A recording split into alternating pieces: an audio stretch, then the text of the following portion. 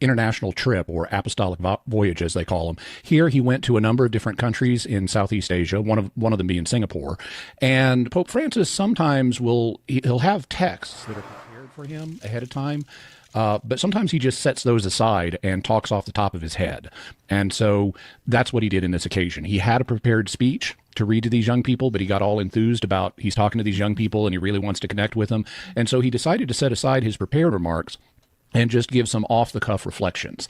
And this is something that, popes periodically do. I remember once when Pope Benedict XVI was preparing to baptize some people, he just set aside his remarks and talked directly from his heart. So this is not unusual for popes to do.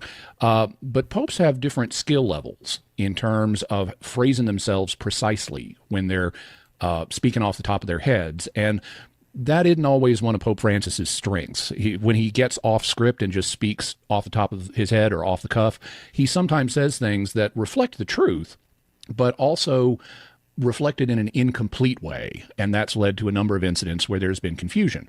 In this case, one of the things that he That's the understanding of the year. Express was the role of evangelization, or sharing the gospel with people.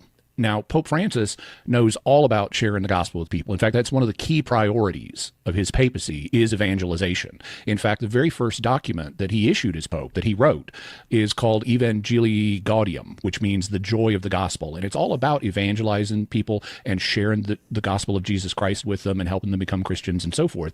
So he's very well aware of the priority of evangelization.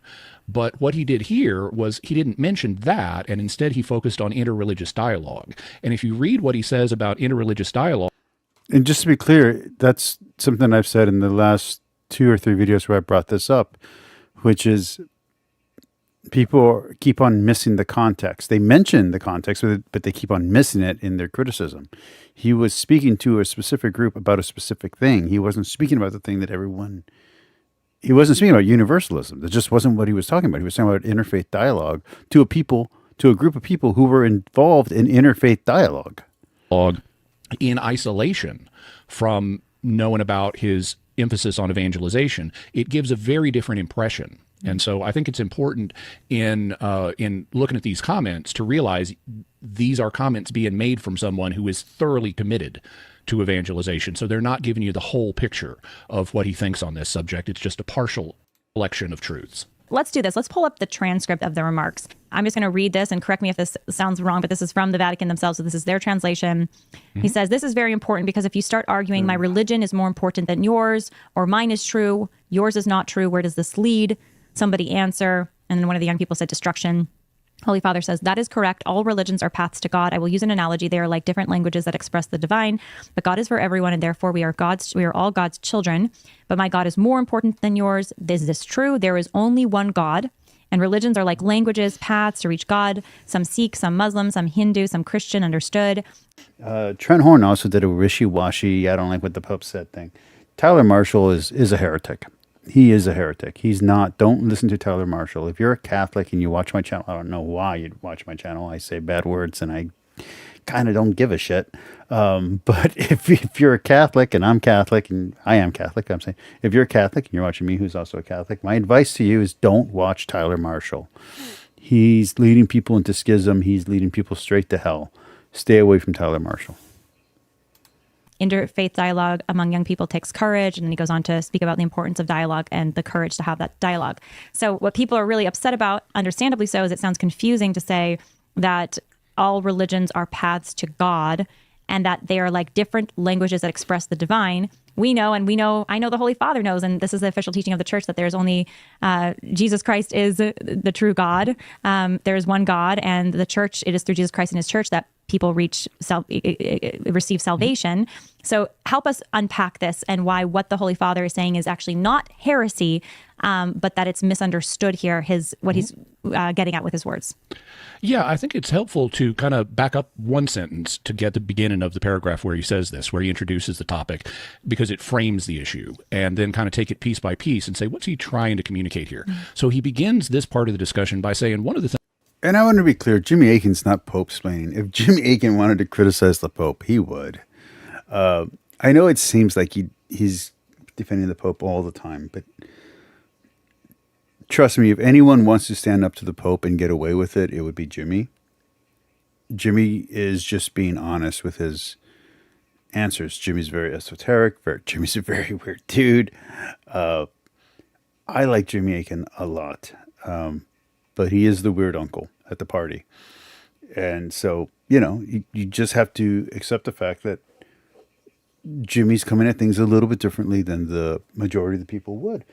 But in situations like this, where the majority of the people are panicking over what Pope Fracis says, you need someone who's a little bit calm and a little bit, not disengaged, because he's very engaged, but just a little step away from the drama, because he's coming from an outsider's perspective, even though he's very in the Catholic Church. And you need that. You just need that. Well, here in Singapore is your capacity for interfaith dialogue. So that's the topic. He's talking about interfaith dialogue, which is something we need to have. That's even part of evangelization, is having conversations with people of other faiths and learning about theirs so you can learn how to more effectively share Jesus Christ with them. So the topic here is interfaith dialogue. And then what he goes on to say is about how we conduct interfaith dialogue. And that's where he says this, meaning interfaith dialogue, is very important, because if you start arguing, my religion is more important than yours, or mine is the true one, yours is not true, where does that lead? He asks a question, invites someone to answer, someone answers instruction, and he says that's correct. So what he's pointing out here is that when you do interfaith dialogue, you don't just want to get into arguments. It's argument that he's focusing on here as unhelpful. That's different than dialogue. He's all in favor of talking to people of other religions. What he's not in favor of is getting into destructive arguments, or arguments that lead to destruction. He then says all religions are paths to God. Well, there's an element there that's true. St. Paul, for example, in his discussion at the Areopagus in Acts chapter 17, acknowledged that the Greeks were seeking God in their religion. And he says, I found an altar dedicated to an unknown God. They recognized there's probably a God we're not worshiping and we ought to worship him. So they made an altar to an unknown God. St. Paul says, what you worshiped in ignorance, I now proclaim to you. And he then goes on to quote Greek poets who were regarded by the Greeks as divinely inspired. And he quotes, how God is near to each of us, and God made us so that we might seek after him and perhaps find him. And he's quoting these pagan authors to make these points. So St. Paul acknowledged that even a religion as bad as the Greek one, with all its polytheistic gods, was a way of trying to strive after God and grow closer to God. So that's true. And that's what the Pope is saying here. All religions are paths to God in that sense. That doesn't mean they're all going to get you to an accurate understanding of God, but they're a way to seek after God. And then I think everything Jimmy's saying here is 100% accurate. Says, I'll use an analogy. They are like different languages that express the divine. Okay, well, there's an element of truth there too. Just like St. Paul indicated, the Greeks had some truths about God that they expressed in their way, but now he's going to go on to complete that with an understanding from a Christian perspective. But you could still say, yeah, different religions have insights about God, and they express them in their own ways, so they are kind of like languages. This is something that the early church fathers in the very early Christian centuries talked about. They didn't use this analogy, but they used another one where they said God has let little bits of truth about him appear in all these different religions, and they called them seeds of the gospel. So that was the metaphor they used, not languages, but seeds. So you've got all these seeds that God has planted in these other religions that then can be used to help them understand the fullness of truth. So I think that's excellent. I think we're going to end this portion here. Good night, everyone. Have a great night. Here comes the music. Later.